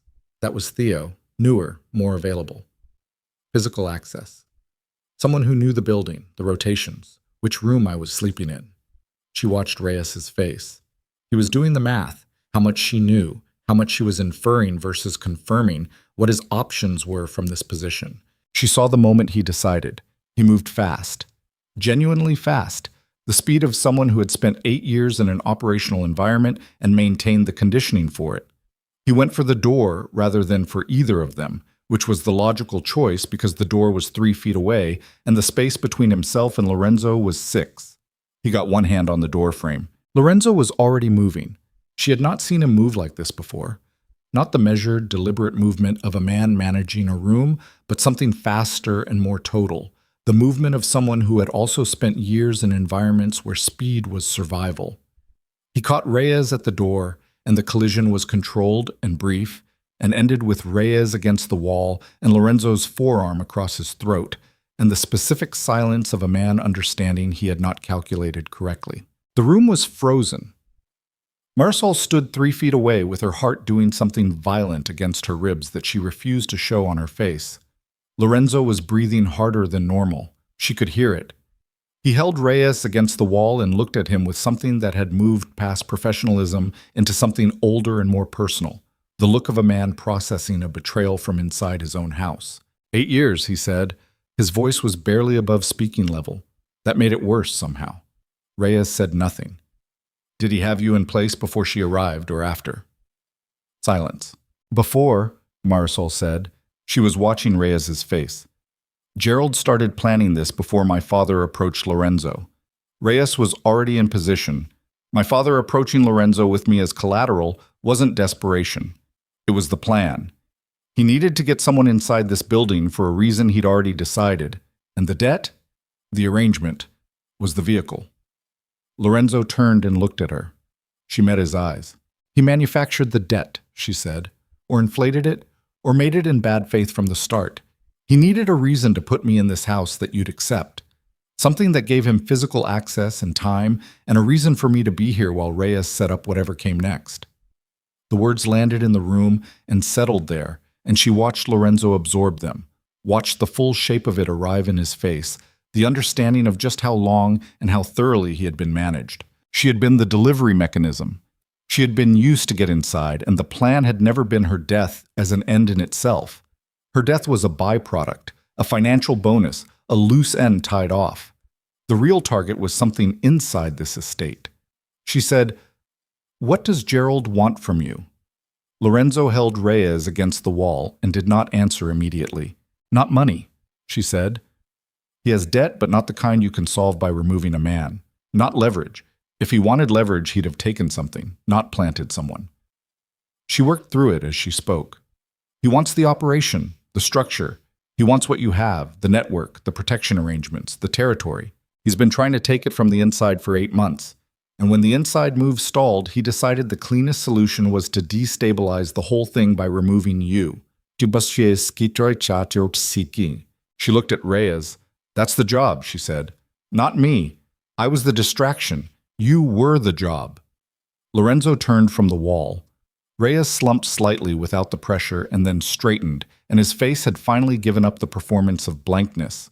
What was underneath was not guilt exactly, but the complicated expression of a man who had been doing a thing for 8 months and had arrived at the end of it and found it wasn't going to work and was now processing what that meant. Lorenzo looked at Marisol. She looked back at him.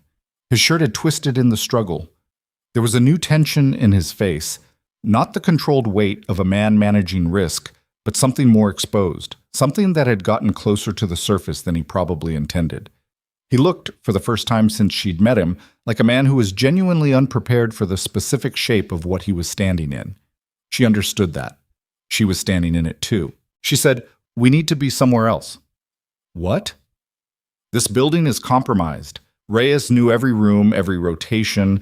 His report to Gerald is already overdue, which means Gerald knows something went wrong, which means he knows we have Reyes and Theo, and he has no more people inside."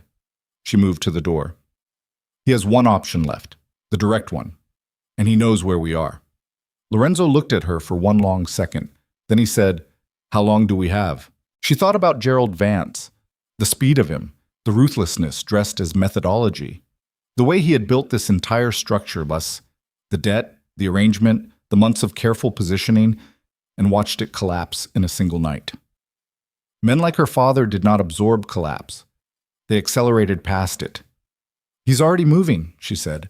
"We have maybe 40 minutes before he was already moving, and they had maybe 40 minutes. It turned out to be 32. They were in the garage pulling the secondary vehicle, a dark sedan that Reyes had never had reason to access and therefore hadn't compromised, when the first set of headlights appeared at the gate. Not one vehicle. 3, moving fast and close together, the kind of formation that didn't belong to delivery drivers or lost tourists at 5 in the morning. Lorenzo said one word. Carmen, who had appeared in the garage doorway with a coat over her nightclothes and a phone in each hand, understood it and disappeared back into the house.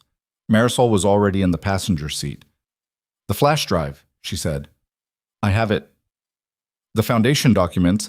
Carmen has copies, off-site server. She did it 2 hours ago." He started the engine. "I didn't tell you because I didn't want to raise your hopes before we knew if tonight was going to así pan." "We're even," she said.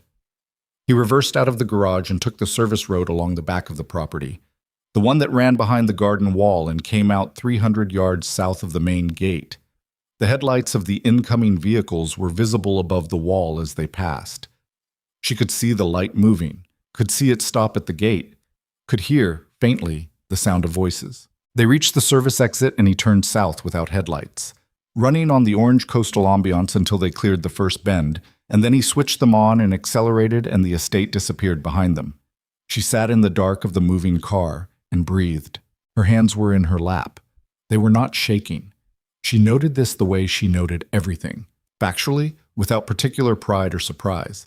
Her body had decided this was survivable and was behaving accordingly. She was grateful for that. She had not always been able to trust her body's decisions, but tonight it was making good ones. "Where are we going?" she said. "There's a property, not in my name, not in anyone's name, that connects to me." He kept his eyes on the road. 30 minutes north. "Gerald's men will search your network. This one isn't in my network. It belonged to someone who doesn't exist anymore." A pause.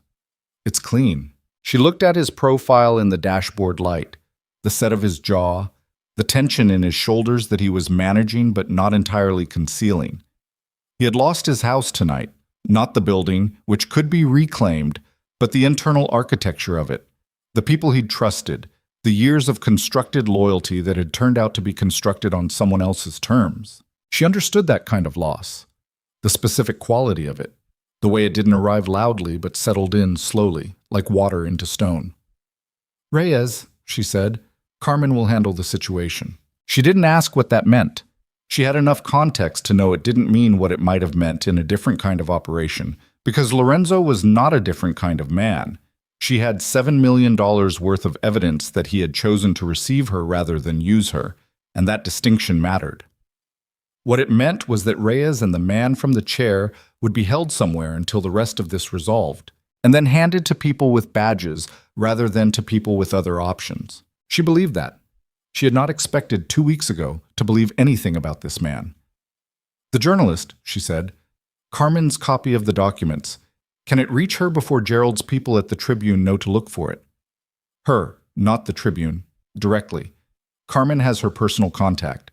He glanced at her briefly. "Gerald has people at the paper, not in every reporter's private inbox." "When?" "It's already sent. 30 minutes ago when Carmen took the server copies." He paused. "I told you I'd tell you things in real time. I'm telling you." She almost said something and then didn't. What she felt in that moment was something she didn't have a ready category for. Not gratitude exactly, not relief. Something more structural. The sensation of weight being distributed more evenly, of not carrying something alone. She turned back to the window and watched the city thin out as they moved north. The property was a cottage, genuinely. Not a euphemism for something larger, but an actual small structure set back from the coastal road behind a screen of overgrown hedges that had been left intentionally untended. Inside, a kitchen, a main room, 2 small bedrooms, everything clean and spare and smelling of salt air and closed windows. It was 5:40 when they arrived.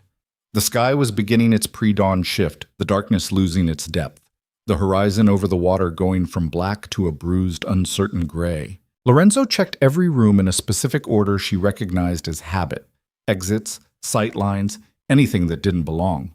She stood in the main room and waited. When he came back, he had taken his jacket off, and there was a visible exhaustion in him now that hadn't been there before, or that he was no longer expending energy to conceal. He sat on the edge of a wooden chair and put his elbows on his knees and looked at the floor. She sat across from him. They stayed like that for a moment, the two of them, in the thin pre-dawn light of a cottage that belonged to no one, at the end of the longest night she could remember in a life that had contained a significant number of long nights. "The journalist will move today," she said, "once she reads the package." "Yes."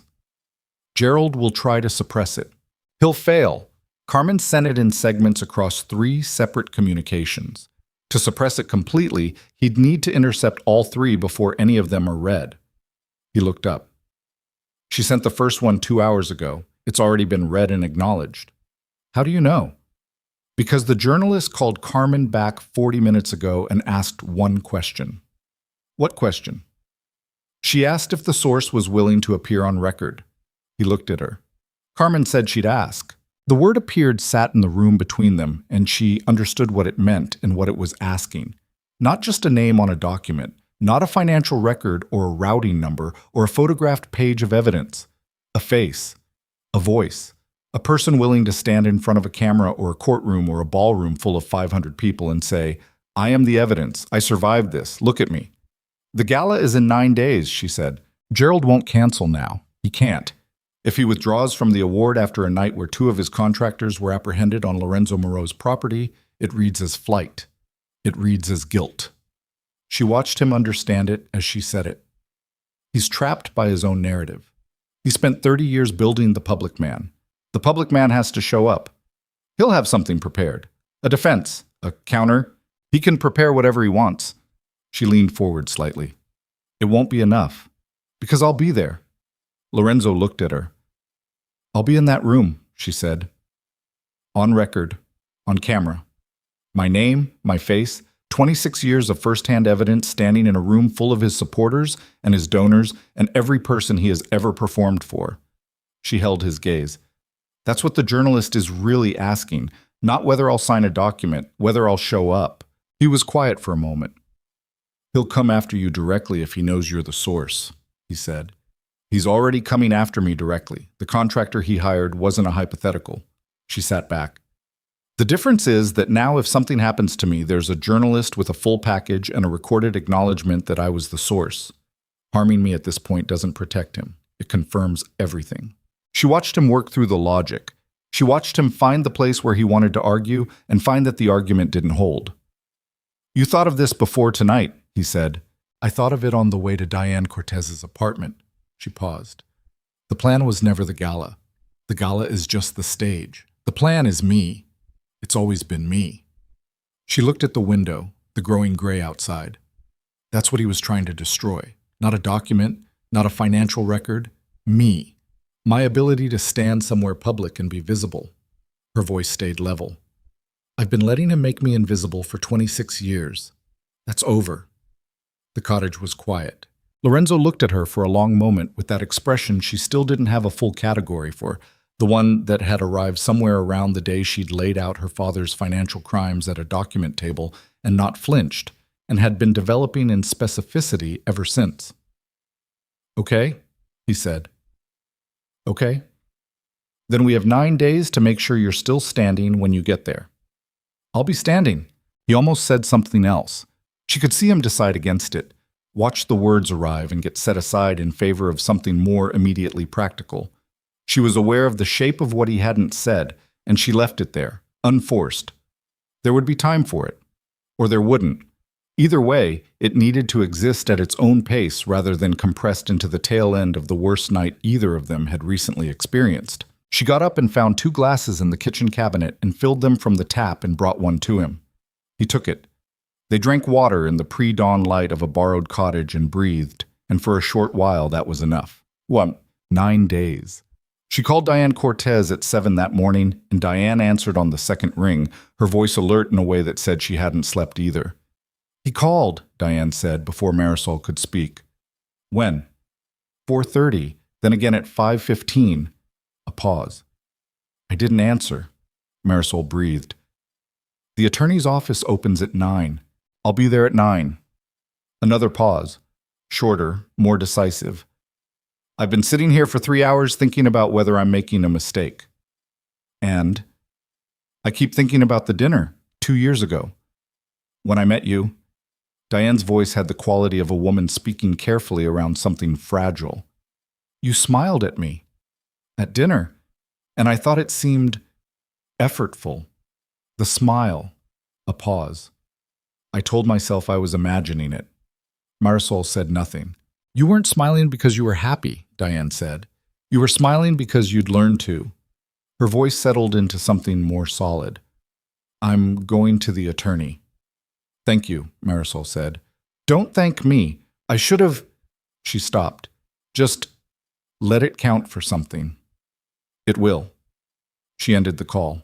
She was sitting on the low wall outside the cottage in the early morning, the water visible from here in a thin silver strip between the land and the sky, and she stayed there for a while after the call ended and felt the shape of what Diane had said. The smile. 2 years ago, at a table, performing the expression that had been required of her in that room among those people, producing it from the place she kept such performances. The same place she kept everything that needed to exist without actually being felt. Diane had seen it. She had seen it, and she had told herself she was imagining it, and she had gone home with Gerald and had 4 more years of looking away. Marisol did not blame her. She understood from the inside how long it was possible to look away from a thing you half knew, when the alternative was to stand in the full light of it with no plan for what came next. She understood it, and she was done with it. And she sat on the wall in the salt wind and breathed clean air until Lorenzo appeared in the cottage doorway and said there was coffee, and she got up and went inside. The gala happened on a Tuesday. 9 days of preparation, conducted from the cottage and from 2 additional locations that Lorenzo rotated between for operational security. 9 days during which the journalist, her name was Petra Wills, 41, investigative unit, 17 years at the paper, and a reputation that Gerald's contacts had apparently underestimated, assembled the package into something that could not be suppressed, could not be legally enjoined in time, and was scheduled to publish simultaneously with an online release at 9 o'clock on Tuesday evening. The gala started at 7. Marisol had been asked to speak, not by the event organizers, who didn't know she existed, by Petra Wills, who had spoken to her twice in the 9 days of preparation, and who had asked her on the second call if she was willing to be present in the room. Not to present evidence, not to make a speech, just to be there, visible, when the evidence was presented. "He needs to see you," Petra said. "Not me, not a camera. You." She knew that was true. She had known it since the night in the cottage. She wore black, not for any particular symbolic reason. It was simply the most structurally sound garment she had, the one that would allow her to stand for 3 hours in a room full of people who might be hostile, neutral, or fragile without the dress becoming a problem. She wore her hair down. She did not cover the scar along her jaw that was older than the most recent bruise, the one she had learned to work around with foundation and angles and had stopped working around approximately 5 days ago. Lorenzo drove. He was in a dark suit that he'd had brought to the cottage by Carmen, who had managed an extraordinary amount in 9 days, and who had been offered by Lorenzo whatever she wanted in terms of professional future, and had said she'd think about it with the serenity of someone who had been planning to say that for years. In the car going south toward the city, neither of them spoke for a while. Then he said, "How are you?" "Ask me in 4 hours." "I'm asking now." She looked at him. The city lights were beginning to appear ahead, the skyline assembling itself against the dark sky, and he was watching the road with the particular attention of someone who was also attending to something else. "I'm afraid," she said. She said it without dressing it. Not of him specifically, of the room, of that many people looking at me when I have spent my entire life trying not to be looked at. He was quiet for a moment. "You've been looked at your whole life," he said. "Just not honestly." She considered that. She found it to be accurate in a way that required a moment to absorb. "Tonight is different," he said. "Tonight I'm choosing it." "Yes?" She turned back to the window. The skyline was closer. "Stay near me." "The whole time." She nodded. The ballroom held 530 people, and Gerald Vance was already there when they arrived. She saw him before he saw her. He was near the bar on the far side of the room, in his preferred navy suit, glass in hand, performing the particular ease of a man entirely at home in his own mythology. He was talking to someone she didn't recognize, so laughing, actually, the full-shouldered laugh he deployed when he wanted to signal relaxation. She had watched that laugh her entire childhood, and she understood it as precisely as she understood everything about him. It was not happiness, but the display of happiness, which he had always confused with the thing itself. Then he saw her. She watched it happen across 60 feet of crowded ballroom. His laugh stopped. Not visibly, not in a way the man beside him would have noticed. The laugh finished its arc, and then simply was not followed by another one, and his glass paused at a specific height, and his eyes found hers and held. She held back. She did not smile. She did not look away. She stood in the entrance of the room in the black dress with her scar visible and her spine straight, and she held her father's gaze across 60 feet of people who did not know what was happening between them, and she felt something leave her body that had been living in it for 26 years. Not anger. She had thought it might be anger, but it wasn't. It was the weight of waiting. She had been waiting, without knowing she was waiting, for the moment when she would look at him and find that he had lost the power to make her look away. She had not known when it would arrive. She had assumed it would require more from her, some performance of strength, some conscious decision to hold her ground. Instead, it arrived quietly, like something that had always been true finally becoming visible. Gerald looked away first. He turned back to his companion and said something, and the companion laughed, and Gerald did not laugh with him this time, and Marisol watched him not laugh and turned to find a place to stand. Lorenzo was beside her. She was aware of his arm near hers, not touching, just present. The particular quality of proximity that asked nothing and offered everything. She breathed. "It's starting," he said quietly. She looked toward the stage. At 8:47, the event director approached the podium and began the introduction that would culminate in Gerald Vance receiving a humanitarian award in front of the 500 people who had funded his charities and attended his galas and smiled in his photographs for 30 years. The introduction lasted 4 minutes. It covered the founding of Harbor Light Charities, the 11 years of apparent philanthropic work, the donations, the events, the speeches. It was a thorough accounting of a fiction, and she listened to every word of it with the particular attention of someone who knew the distance between the words and the truth behind them. At 8:51, every screen in the ballroom changed, not immediately. First the presentation slide behind the podium, then the 2 side screens, then the smaller displays along the walls. Petra had worked with the venue's audio-visual contractor directly, having identified a single point of access that Gerald's people hadn't thought to control because they'd been focused on the Tribune's publication systems rather than a third-party contractor's laptop. The screens filled with documents. Bank records first. The offshore routing she'd traced in the document room 3 weeks ago, in the first hours of understanding what her father had built. The numbers were large and clear and annotated with dates that covered 11 years. Then the foundation records, the $400,000 in actual charitable disbursements against the $3 million reported. The vendor accounts, the consulting fees. 11 years of donations that had traveled directly into Gerald Vance's private accounts while he stood on stages and accepted the gratitude of the city he was robbing. The room began to fracture, not loudly at first. There was a quality of mass comprehension that took a moment to convert to sound, like the delayed report of something that had already landed.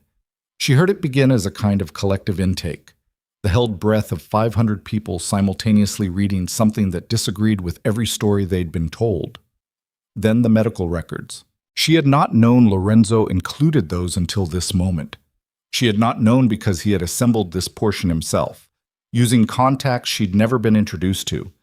A physician who had treated her at 16 under circumstances that had been documented as an accident and had not been an accident.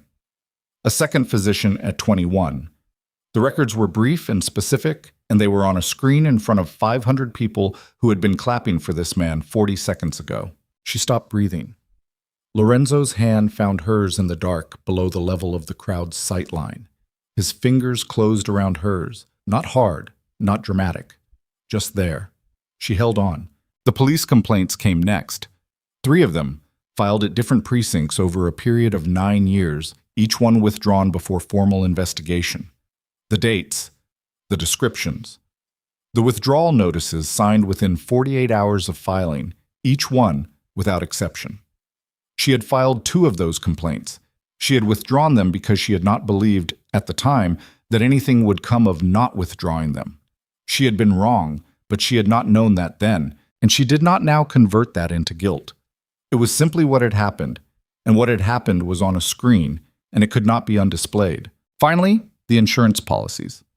$7 million. Her name on both documents. Gerald Vance as sole beneficiary. The dates. The room was loud now.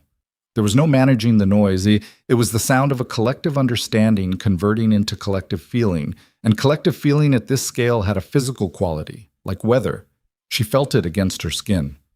On the stage, Gerald had not moved. He had been frozen at the podium for the 40 seconds since the screens changed. Not with the stillness of a man in control, but with the stillness of a man in the first seconds of an impact, the moment before the body catches up to what has happened. She watched him from across the room. She watched him grip the sides of the podium and look at the screens, and look at the room and look back at the screens. Then he looked at her. She was not difficult to find. She was standing near the entrance, visible, not hidden. She had made sure of that. His face across the ballroom was a thing she had never seen before. Not the blankness he used as a weapon, not the performance of ease or authority or charm. What was on his face now was something stripped of all those surfaces, something underneath them that had been living there, probably, her entire life, and that she had never been close enough to the truth to see. He looked old, not in years, in something that years alone couldn't account for. She looked back at him and did not look away, and did not perform anything. Not triumph, not contempt, not the victorious expression that this moment, if it were a different kind of story, would have required of her. She simply looked at him the way she had never been safe enough to look at him before, directly, fully, without the cost of it being hers alone to bear. The sound in the room grew. A woman near the front began crying, not from sadness, but from the specific, complicated grief that arrived when something you'd believed in turned out to be hollow. A man in the third row stood up and then sat back down and then stood up again. Reporters who had been covering the award ceremony were already on their phones, already moving toward Gerald, already beginning the process of conversion from attendees to witnesses. Gerald's hand came off the podium. He took one step back. And then the federal investigators came in from the service entrance on the east side of the ballroom. Two of them, moving with the specific, unhurried directness of people who had been waiting outside for a specific moment that had now arrived. Petra had coordinated with them. She had spent 2 of the 9 days ensuring that the financial crimes evidence met the threshold required, that the documentation was sufficient, that there would be people present tonight with the legal authority to do what documents alone could not. Gerald saw them. She watched him see them. She watched him do the calculation. The door, the room, the distance, the people between himself and every available exit. And she watched him reach the conclusion that all his calculations, all the months of careful planning and positioning and the manufacturing of a debt and the purchase of insurance and the placement of sources in the right houses had arrived at this room on this night and had not been sufficient. He was escorted from the ballroom with one hand on his elbow and 500 witnesses and every screen in the room still displaying the architecture of what he had built on the architecture of other people's trust and other people's pain. At the door he turned. She did not know if he was looking for her specifically or simply looking, a final, reflexive survey of the room he was leaving. But his eyes found her, the way they had found her at the entrance an hour earlier, across 60 feet of people who didn't know. She looked back. She did not speak. There was nothing to say. Everything that needed to be said had been said in documents and records, and the testimony of a woman who had gone to an attorney's office on a Tuesday morning and signed her name to the truth. He went through the door. She breathed. The room took a long time to empty. She stayed until most of it had, not because she needed to, but because leaving felt like something that should be chosen rather than compelled. She had spent her life leaving rooms when she was told to, leaving situations when the cost of staying exceeded what she could absorb. Tonight she would leave when she decided to leave. Lorenzo stayed with her.